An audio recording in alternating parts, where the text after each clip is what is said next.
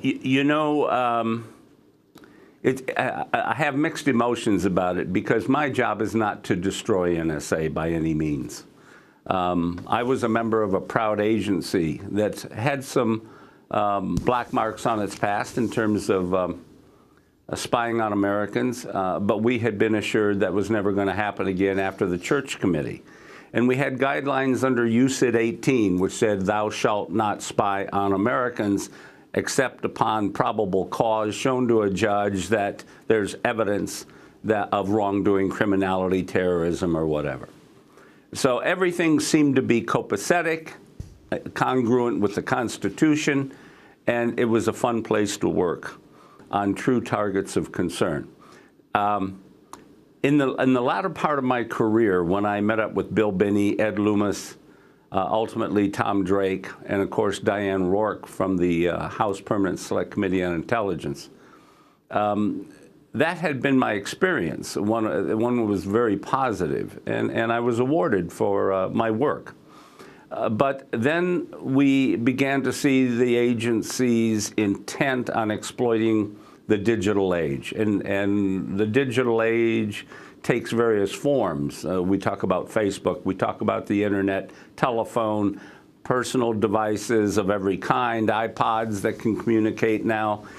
So there's a plethora of means of communication, all important to sort out for national intelligence purposes, but focused on foreign threats and domestic if there's evidence that they exist. And that was the philosophy, that was the approach, and that's what we built our original prototype system to work against in terms of analyzing big data. There needed to be a way to look into big data quickly for assessment purposes and be able to, as quickly as possible, home in on that fertile territory, that data connected with legitimate terrorist criminality and so forth.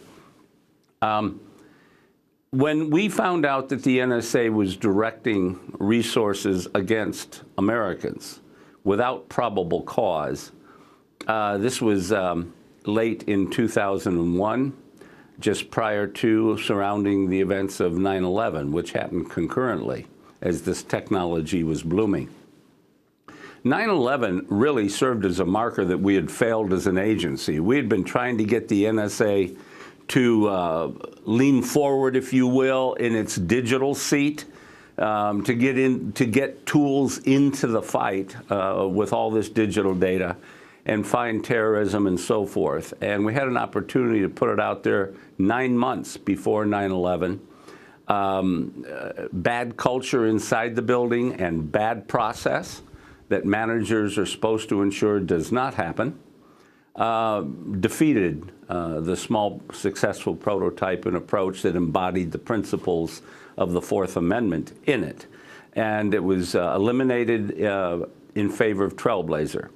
Well, when 9/11 happened and we failed, and the project that we had been developing called ThinThread was not adopted, we felt we had no other things to do at NSA. And since 3 of us were eligible for retirement, we retired, formed a small company, and tried to bring the concepts of ThinThread to other agencies in the government. We succeeded in demonstrating its capabilities in a government contract with Boeing Company in 2004. But a high executive in the agency that contract serves said, we have to stop these guys. They're going to embarrass NSA. Because we had found things in a set of data that 2 agencies had that NSA had not. And that was embarrassing. So that contract was stopped. We then found another contract at Department of Homeland Security, Customs and Border Patrol. We found some news-breaking data there about an operation involving Iranian businesses importing electronics to support the building of triggering devices for IEDs. And we found that, and this is not classified, this fact was actually broadcast publicly by the Department of Commerce to U.S. businesses, putting them on alert that certain people, individuals, and businesses were trying to import electronics to build triggering devices for IEDs to be used against our troops abroad and coalition forces. We simply, Bill Binney and I, sat down, used Google at home on our spare time to formulate a profile of these businesses, where they were, how they were functioning, and it turned out they were all false fronts to cover up the import operation.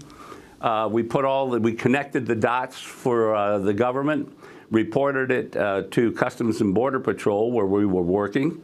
They took the data and briefed it up the line, and within 2 weeks we were let go from our contract. I guess we had embarrassed too many people.